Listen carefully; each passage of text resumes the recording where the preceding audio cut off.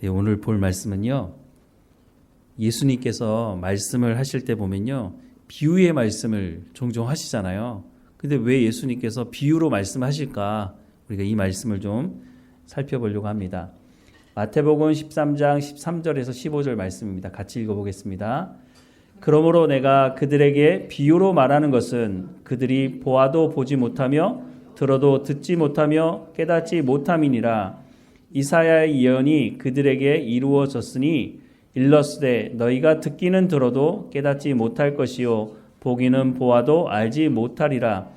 이 백성들의 마음이 완악하여져서 그 귀는 듣기에 둔하고 눈은 감았으니 이는 눈으로 보고 귀로 듣고 마음으로 깨달아 돌이켜 내게 고침을 받을까 두려워함이라 하였느니라. 아멘. 자, 예수님께서 하신 말씀인데요. 그러므로 내가 그들에게 비유로 말하는 것은 그들이 보아도 보지 못하며 들어도 듣지 못하며 깨닫지 못함이니라. 이게 무슨 말일까요? 그리고 이제 이사야서 말씀을 인용하는데요. 이사야의 예언이 그들에게 이루어졌으니 일러스되 너희가 듣기는 들어도 깨닫지 못할 것이요 보기는 보아도 알지 못하리라. 이 백성의 마음이 완악하여져서 그 귀는 듣기에 둔하고 눈은 감았으니 이는 눈으로 보고 귀로 듣고 마음으로 깨달아 돌이켜 내게 고침을 받을까 두려워함이니라 하였느니라. 아니 말씀을 듣고 깨닫고 주께 돌이키는 게 하나님의 말씀의 목적 아닌가요? 그런데 겉으로 보면 이거 비유로 하는 게 깨닫지 못하게 하고 듣지 못하게 하기 위함이라고? 이게 도대체 그럼 예수님께서 왜 하나님의 말씀을 전한 거죠? 이런 의문이 생기게 되는데 어쨌든 예수님께서 비유로 참 많은 말씀을 하셨어요. 여러분이 알고 있는 비유의 말씀이 어떤 말씀이 있어요? 대표적인 말씀이 나는 포도나무요 너희는 가지니. 근데 예수님께서 비유로 드신 말씀들을 보면은요. 당시 이스라엘 사람들이 딱 들으면 그거는 내 집 앞에 나가면 있는 건데 어디 가나 볼 수 있고 쉽게 알아들을 수 있는 건데 또 씨 뿌린 자의 비유 같은 거. 이 말씀이 어디서 나오냐면 마태복음 13장에 보면 씨 뿌리는 자의 비유거든요. 그래서 처음에 뿌린 거는 길가에 뿌려지고 또 돌짝밭에 뿌려지고 가시떨기나무가 있는 곳에 뿌려지고 좋은 땅에 뿌려졌다. 이 말씀을 했더니 사람들이 깨닫지 못하는 거예요. 제자들도 무슨 말인지 몰라서 예수님께 또 나중에 다시 묻게 되는데 그 말씀 중에 예수님께서 하시는 말씀이에요. 다시 보면 그러므로 내가 그들에게 비유로 말하는 것은 그들이 보아도 보지 못하며 들어도 듣지 못하며 깨닫지 못함이니라. 깨달으란 말이에요? 깨닫지 말라는 말이에요? 헷갈리는데 예수님이 왜 비유로 가르치셨다고 말씀을 하시는지 첫 번째 보면은요. 더 쉬운 방법으로 설명하기 위해서 그런 것이다. 그렇죠. 우리가 무엇인가 설명할 때 잘 이해가 안 될 때는요. 우리가 예를 들어서 하면서 비유를 들어서 얘기할 때가 종종 있잖아요. 예수님이 그런 것이 아니냐라고 주장을 하는 거죠. 마태복음 13장 10절에서 12절 말씀해 보면 제자들이 예수께 나와 이르되 어찌하여 그들에게 비유로 말씀하시나이까? 대답하여 이르시되 천국의 비밀을 아는 것이 너희에게는 허락되었으나 그들에게는 아니 되었나니 무릇 있는 자는 받아 넉넉하게 되되 없는 자는 그 있는 것도 빼앗기리라. 이해가 될 것 같기도 하고 안 될 것 같기도 하고 지금 무슨 말인지를 잘 모르겠어요. 근데 분명한 건 뭐냐면 예수님께서 비유로 말씀하시는 이유가 천국의 비밀을 아는 것이 너희에게, 여기서 말하는 제자들 얘기하죠. 제자들에게는 허락되었으나, 그러니까 예수님을 믿는 사람들에게는 허락되었으나 그들에게는 아니 되었다. 예수님을 대적하고 예수님 말씀만 하면 와가지고 시비 거는 바리새인들이나 또 사두개인들, 그 당시에 종교 지도자들, 이 사람들은 똑같이 예수님의 말씀을 듣는데 말씀을 받아들이는 게 아니고 흠을 잡으려고 하고 뭔가 꼬투리 잡을 게 없는지 그런 식으로 이제 공격을 했다는 거죠. 그런데 예수님께서 그들은 깨닫지 못하도록 비유로 말씀하셨다라고 말씀을 하고 있는 거예요. 그러면 이게 더 쉬운 방법으로 과연 설명을 하고 있는 건가? 누구에게는 쉬운 것 같은데 누구에게는 알아듣지 못하는 말씀이 아닌가? 그러면 쉽다고 얘기할 수 있는 건가? 이런 생각이 좀 들어요. 예수님께서 말씀하신 비유의 목적이 우리가 좀 전에 봤지만 13장 13절 말씀에 그러므로 내가 그들에게 비유로 말하는 것은 그들이 보아도 보지 못하며 들어도 듣지 못하며 깨닫지 못함이니라 라고 말씀을 하고 있죠. 자, 이게 잘 이해가 좀 안 되기도 해요. 그러면 이 말씀을 헬라어 원어를 직역하면 어떤 말씀이냐면요, 이런 말씀이에요. 그 때문에 비유로 말한다. 그들에게 내가, 왜냐하면 그들이 보면서도 보지 않는다. 그들이 들으면서도 듣지 않는다. 그들이 깨닫지 않는다. 헬라어 원문을 직역하면 이런 말이에요. 근데 여기 보면 그들이 보면서도 보지 않는다는 말은 보면서도 듣고 있는 거예요. 지금 현재 진행형을 쓰고 있는 거거든요. 듣고 있으면서도 듣지 않은 척하는 거예요. 보고 있으면서도 보지 않은 척하는 거죠. 못 본 게 아니에요. 듣지 않은 게 아니에요. 그런데 예수님께서 하시는 말씀을 받아들이지 않는다고 말씀을 하고 있는 거예요. 그러니까 예수님께서 비유로 말씀하는 건 사실 쉽게 설명을 하기 위한 것인데 그 설명을 들으면서도 자기가 생각하는 생각이나 그것과 맞지 않으면 그건 아니야 라고 판단을 내린 거죠. 근데 예수님께서 하시는 말씀들이 새로운 말씀이 거의 없어요. 거의 대부분이 구약 성경에서 말씀하시는 말씀을 많이 인용하기도 하고요. 예수님이 뭔가 특별하게 새로운 것을 얘기하지 않는다는 것은 당시 종교 지도자들의 입장에서는 하나님의 말씀을 이미 알고 있는 사람들 입장에서는 이거 뭐 특별한 게 아니거든요. 그리고 그 말씀을 들을 때 내가 그 말씀대로 살아가고 있는지 자신을 점검해 봐야 되는데 그렇지 않는 거예요. 그냥 자신들의 기득권에 도전이 된다고 생각이 드니까 예수님께서 무슨 말씀을 하시든지 보면서도 보지 않고 들으면서도 듣지 않았다는 거예요. 그러니까 예수님께서 말씀을 듣지 못하게 하기 위해서 비유로 말씀을 하셨다고 하는 것은 좀 틀린 말이라고 보여요. 그들이 보고 듣고 있음에도 불구하고 그들이 보지도 듣지도 깨닫지도 않았기 때문에 비유로 말씀하셨다라고 하는 의미인 거죠. 자, 마태복음 13장 13절을 뒷받침하는 말씀이 있는데요. 이사야서 말씀을 인용을 해요. 근데 이제 마태복음 말씀만 먼저 읽어보면 이사야의 예언이 그들에게 이루어졌으니 일렀으되 너희가 듣기는 들어도 깨닫지 못할 것이요 보기는 보아도 알지 못하리라. 이 백성들의 마음이 완악하여져서 그 귀는 듣기에 둔하고 눈은 감았으니 이는 눈으로 보고 귀로 듣고 마음으로 깨달아 돌이켜 내게 고침을 받을까 두려워함이니라 하였느니라 라고 이 말씀을 이사야서 말씀을 인용을 하는데요. 그러면 이사야서 말씀을 보면 이렇습니다. 이사야서 6장에 기록된 말씀을 인용한 것인데요. 8절부터 말씀을 볼게요. 내가 또 주의 목소리를 들으니 주께서 이르시되 내가 누구를 보내며 누가 우리를 위하여 갈고 하시니 그때 내가 이르되 내가 여기 있나이다 나를 보내소서 하였더니 이게 무슨 말씀이죠? 이사야가 하나님 앞에 서게 됐는데 하나님 앞에 서게 나니까 그 거룩함 때문에 자기가 범죄한 것을 알게 되고 내가 이제 죽게 됐구나. 내가 죄가 있는데 하나님의 거룩에 참여하게 됐으니까 이제는 죽는 것 외에는 뭐 다른 방법이 없잖아요. 그래서 하나님께서 천사를 보내셔서 입을 정결하게 하시죠. 그리고 나서 하는 말이에요. 내가 또 주의 목소리를 들으니 주께서 이르시되 내가 누구를 보내며 누가 우리를 위하여 갈꼬? 하나님의 말씀을 전할 사람이 없는 거예요. 그 말을 이사야가 듣고 뭐라고 얘기해요? 내가 여기 있나이다 나를 보내소서라고 말을 하죠. 그러면서 하나님께서 뭐라고 말씀하시냐 9절에 여호와께서 이르시되 가서 내 백성에게 이르기를 너희가 듣기는 들어도 깨닫지 못할 것이요 보기는 보아도 알지 못하리라 하여 이 백성의 마음을 둔하게 하며 그들의 귀가 막히고 그들의 눈이 감기게 하라 염려하건대 그들이 눈으로 보고 귀로 듣고 마음으로 깨닫고 다시 돌아와 고침을 받을까 하노라 하시기로 라고 말씀하고 있죠.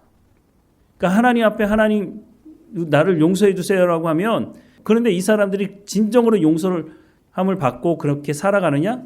그렇지 않은 거예요. 다시 돌아가서 우상을 섬기고 다시 범죄하고 이런 일들을 반복하고 살아왔죠 이미. 그러니까 하나님께서 사실은 이게 하나님의 마음이 사실 담겨 있는 건데 회개하지 말라는 게 아니죠. 회개는 뭐예요? 가던 길을 180도 돌아서 돌아오는 거예요. 다시 그 길을 가지 않는 거거든요. 그런데 우리도 회개해, 하나님 이런 죄를 지었습니다. 나를 용서해 주세요 라고 해놓고 기도 마치고 밖에 나가서 또 똑같은 짓을 또 반복한단 말이죠. 그러니까 하나님의 마음이 어떻겠어요? 너무 답답한 거죠. 그러니까 제발 좀 하나님의 말씀을 좀 들어라 이 말인 거지. 하나님께서 야 너희들 앞으로 내가 그런 말씀을 전하지 말아야죠. 회개하지 않는 사람들이 아무리 말씀을 전해도 회개하지 않는다면 하나님께서 말씀을 전하지 말아야죠. 그런데 뭐라고 말씀하고 있어요? 누가 우리를 위하여 갈고 누가 가서 내 말을 전할까? 이 말씀을 하고 있다는 것은 하나님께서 이렇게 겉으로 보면 그렇게 말씀을 하시는 것 같아 보이지만 하나님께서 그 마음은 제발 좀 하나님의 말씀을 듣고 회개하고 돌이키라 라는 말이죠. 아모스 8장에 보면 이런 말씀이 있어요. 주 여호와의 말씀이니라 보라 날이 이를지라 내가 기근을 땅에 보내리니 양식이 없어 주림이 아니며 물이 없어 가람이 아니요 여호와의 말씀을 듣지 못한 기갈이라. 사람이 이 바다에서 저 바다까지 북쪽에서 동쪽까지 비틀거리며 여호와의 말씀을 구하려고 돌아다녀도 얻지 못하리니라고 말씀하고 있어요. 영적인 기근이 있을 거라는 거예요. 하나님께서 말씀하셔도 듣지 않으니까 하나님의 말씀을 전하지 않게 되면 어떻게 되겠어요? 말라기 선지자 이후에 예수님께서 오실 때까지 약 400년 동안 이스라엘 백성들이 하나님의 말씀을 들을 수 있는 선지자들이 나타나지 않아요. 예수님 오시기 바로 직전에 세례 요한이 나타나죠. 근데 세례 요한이 자기를 소개하면서 뭐라고 얘기해요? 나는 그리스도가 아니다. 나는 엘리야도 아니고 나는 선지자도 아니다. 나는 앞으로 오실 그 어떤 분, 내가 세례를 줄 때 성령이 임하는 그분의 길을 예비하러 온 사람이다 라고 말을 하죠. 그래서 예수님이 말씀을 전하실 때 어떤 사람은 예수님을 보면서 선지자다라고 말을 하기도 하죠. 예수님에 대해서 정확히 표현한 건 아니지만 어쨌든 여호와의 말씀을 듣지 못한 기갈이 올 것이다 라고 말씀을 하고 있어요. 그런데 이미 아모스가 하나님의 말씀을 전하는 이 시대에도 영적인 기갈이 이미 시작이 됐죠. 아모스는요 남유다에 살던 사람이에요. 그런데 하나님의 부르심을 받아서 북이스라엘에 가서 하나님 말씀을 전했거든요. 그러니까 북이스라엘 사람들이 뭐라 그러냐면 야 너 남유다 사람이 왜 이 북이스라엘까지 와가지고 말씀을 전해? 너희 동네 가서 말씀 전해 라고 이렇게 박해를 하죠. 아모스가 북이스라엘에 가서 말씀을 전할 때는요 이미 북이스라엘은 회복이 불가능한 때였어요. 그때 당시에 선지자들 호세아나 이런 여러 선지자들이 하나님 말씀을 아무리 전해도 말씀을 전해도 안 되니까 호세아는 자기 삶을 통해서 보여주잖아요.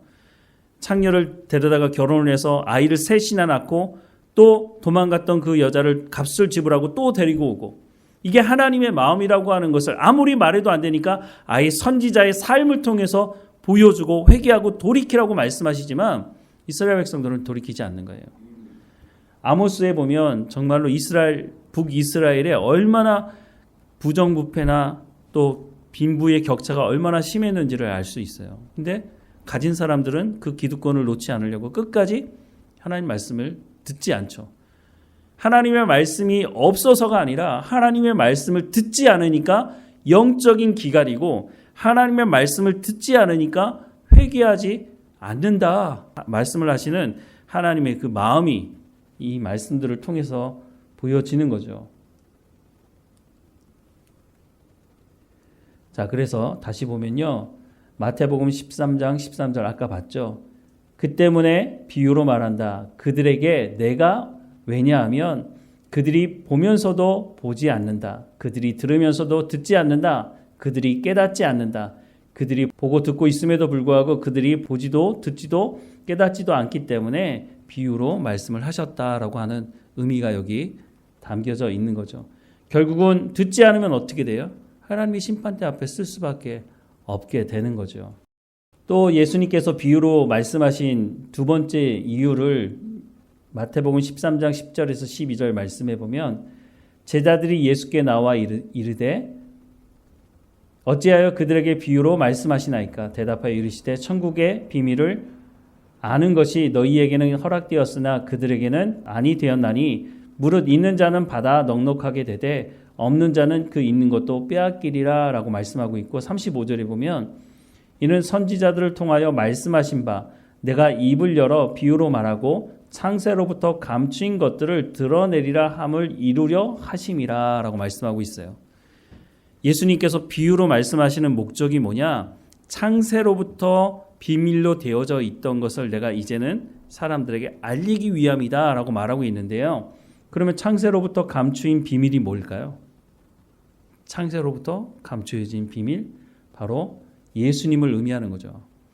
근데 예수님을 그러면 우리가 어떻게 깨달아 알 수 있느냐? 아무리 말씀을 해도 듣지 못하는 시대 속에서 살아가는 사람들에게 그러면 예수님의 말씀을 들으라고 하는데 그러면 어떻게 들을 수가 있느냐?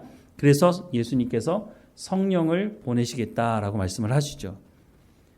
요한복음 14장 26절에 보면 보혜사 곧 아버지께서 내 이름으로 보내실 성령, 그가 너희에게 모든 것을 가르치고 내가 너희에게 말한 모든 것을 생각나게 하리라. 또 요한복음 16장에 보면 그러나 진리의 성령이 오시면 그가 너희를 모든 진리 가운데로 인도하시리니 그가 스스로 말하지 않고 오직 들은 것을 말하며 장래 일을 너희에게 알리시리라. 그가 내 영광을 나타내리니 내 것을 가지고 너희에게 알리시겠음이니라 라고 말씀을 하시죠. 그래서 예수님 뭐라고 말씀하시죠? 구하는 자에게 성령을 주시지 않겠느냐. 너희가 반드시 성령의 충만을 받아야 된다. 왜냐하면 성령의 충만함이 있어야 하나님께서 말씀하시는 말씀을 깨달아 알 수 있기 때문에, 그래야 우리가 그 깨달음을 가지고 삶의 현장에 돌아가서 하나님의 말씀에 순종하는 삶을 살아갈 때에 그것이 성령의 열매로 맺어진다는 거죠. 그래서 로마서 8장에 보면 하나님의 말씀대로 살아가려고 하는 사람들에게 말할 수 없는 탄식으로 성령이 중보하신다고 말씀하시죠. 내가 아무것도 안 하는데 성령이 야, 너 이것 좀 해라. 너 이것 좀 해봐. 그런 식으로 중보하신다는 말씀이 아니라 내가 하나님의 백성으로 부르심 받아서 하나님의 말씀대로 순종하려고 삶을 살아가려고 할 때 성령이 말할 수 없는 탄식으로 우리를 도우신다고 말씀하고 있는 거예요. 그럴 때 우리가 하나님의 말씀을 깨달아 알 수가 있는 거죠. 교회 안에서도요, 하나님의 말씀을 전하다 보면 어떤 사람은요, 하나님의 말씀을 깨달아 아는 사람이 있고 어떤 사람은 아무리 말해줘도 그거는 관계없고요, 나는 내 생각은 달라요. 이렇게 그냥 계속해서 자기 고집을 부리고 살아가는 사람들이 있어요. 교회에서 일을 할 때는요, 그게 구분이 안 돼요. 그냥 그런 것 없이도요, 세상에서도 마찬가지잖아요. 교회에 나오지 않는 사람들도요, 사회적으로 봉사활동도 하고 기부도 하고 하는 사람들이 많아요. 그러면 예수 믿는 사람들과 그 사람들과의 다른 점이 뭘까요? 우리가 하나님의 말씀을 들을 수 있다는 것이 가장 큰 차이점이기도 해요. 하나님의 말씀을 듣는다는 것은요, 내 생각을 내려놓고 내 지식까지 새로워지는 것을 말하고 있어요. 그런데 이 지식까지 새로워지는 것을 방해하는 중요한 것 중에 하나가 뭐냐면요, 내 경험이에요. 내가 이전에 가지고 있던 지식이에요.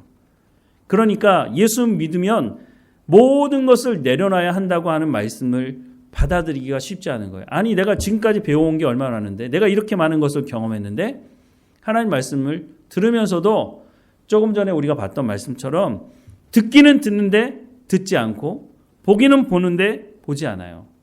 그러니까 삶이 변화될 수가 없는 거죠. 작년과 올해의 삶과 올해와 10년 전의 삶이 내가 뒤돌아봤을 때 어떤 변화가 있는지 살펴봐야 된다는 거예요. 변화되지 않는 건 다른 이유가 없어요. 기도하지 않아서가 아니에요. 예배 드리지 않아서가 아니에요. 아무리 기도하고 아무리 예배를 드려도요, 하나님의 말씀을 듣지 않으면 내 생각이 바뀌지 않고, 생각이 바뀌지 않으면 습관도 바뀌지 않고 내 생활도 바뀌지 않거든요. 내 생각이 바뀌면, 하나님의 말씀으로 내 생각이 바뀌면 내 말도 달라지고 내 습관도 달라지고, 그 습관이 달라지기 시작하면 내 삶의 모든 것이 바뀌게 되어 있어요. 그것이 성령의 열매로 이제 드러나게 되는 거죠. 하나님의 말씀을 통해서 우리가 어디로 돌아가야 하느냐면 아담이 범죄하기 전 상태로 돌아가는 거예요. 하나님께서 우리 가운데 그런 성품으로 회복시켜주기 원하시는데 내 노력과 내 능력으로는 그 일이 불가능하기 때문에, 그래서 예수님이 오셔서 성령이 오실 것이다 라고 말씀하는 거예요. 예수님이 부활하시고 나서 제자들을 만났어요. 근데 그 제자들이 예수님의 부활하심을 목격했음에도 불구하고 요한복음 21장에 보면 뭐라고 돼 있어요? 야, 이제 나 갈릴리로 돌아간다. 그게 뭐예요? 옛날 생활로 돌아간다는 거예요. 그래서 가가지고 배 띄워놓고 물고기 잡잖아요. 그러다가 예수님께서 거기 찾아오셨죠. 그리고 예수님께서 베드로에게 네가 나를 사랑하느냐? 라고 물으시고 다시 예루살렘으로 돌아가서 이 사람들이 오순절 성령이 임할 때까지 거기서 기다리잖아요. 성령이 임하니까 어떻게 됐어요? 성령이 임하고 난 이후에 그 전과 그 이후의 삶은 완전히 180도 다른 삶을 살아갑니다. 왜냐하면 성령이 오시면 뭘 하신다고요? 하나님의 말씀을 깨달아 알게 하신다는 거예요.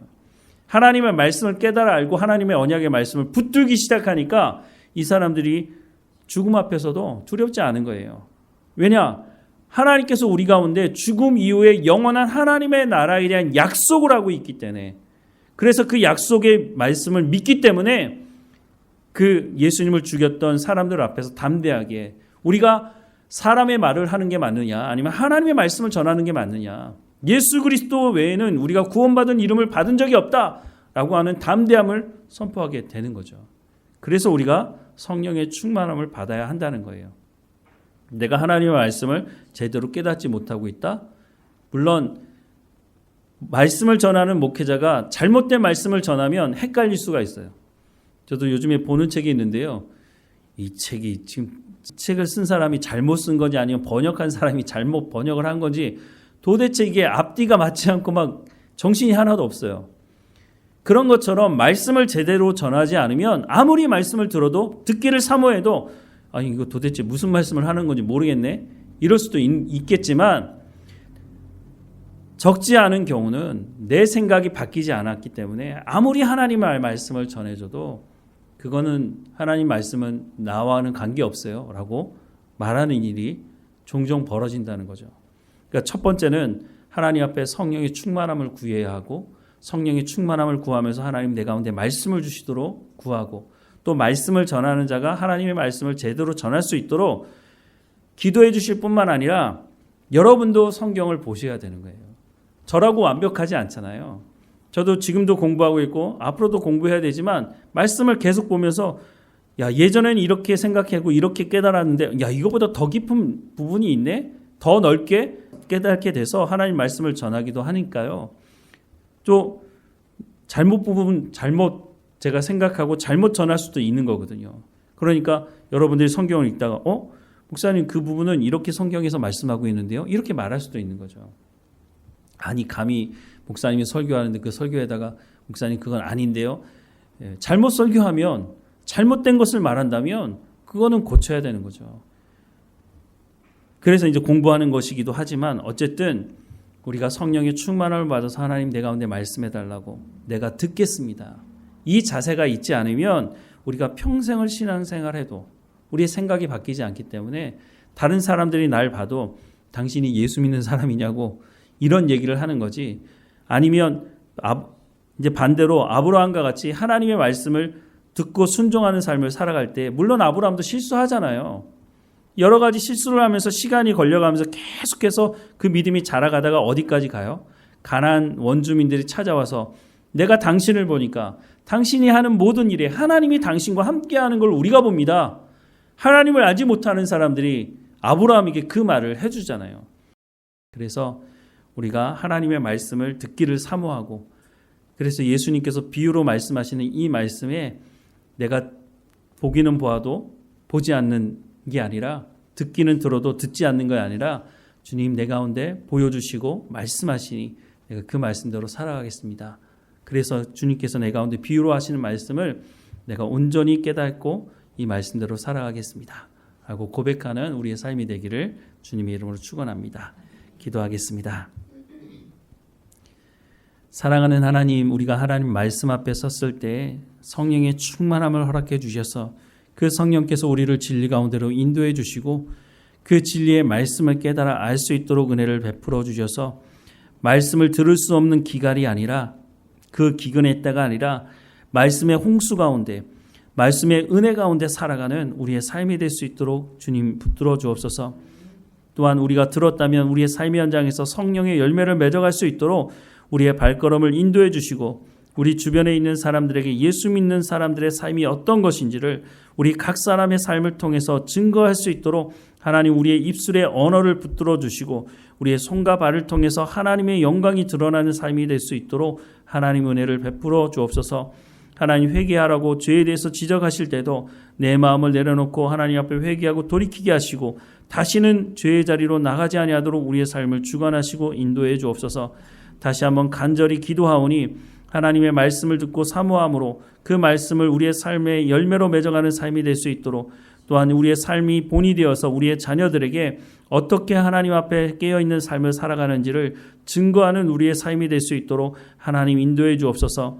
하나님의 말씀으로 우리의 생각이 바뀌게 하시고 우리의 마음이 바뀌게 하시고 우리의 삶이 바뀔 수 있도록 하나님 은혜를 베풀어 주옵소서. 하나님 우리가 어느 곳에 있든지 하나님과 동행하며 복음을 증거하는 삶을 살아갈 수 있도록 그래서 주변에 있는 예수 믿지 않는 사람들이 우리의 삶을 보며 하나님을 아는 사람들의 삶이 저런 것이라면 나도 신앙생활 하고 싶다고 그 입을 고백할 수 있도록 하나님께서 그 사람들에게도 하나님 우리가 복음을 전해야 될 그 사람들에게도 마음을 열어주셔서 예수님을 영접할 수 있도록 우리의 삶을 주관하시고 인도해 주옵소서.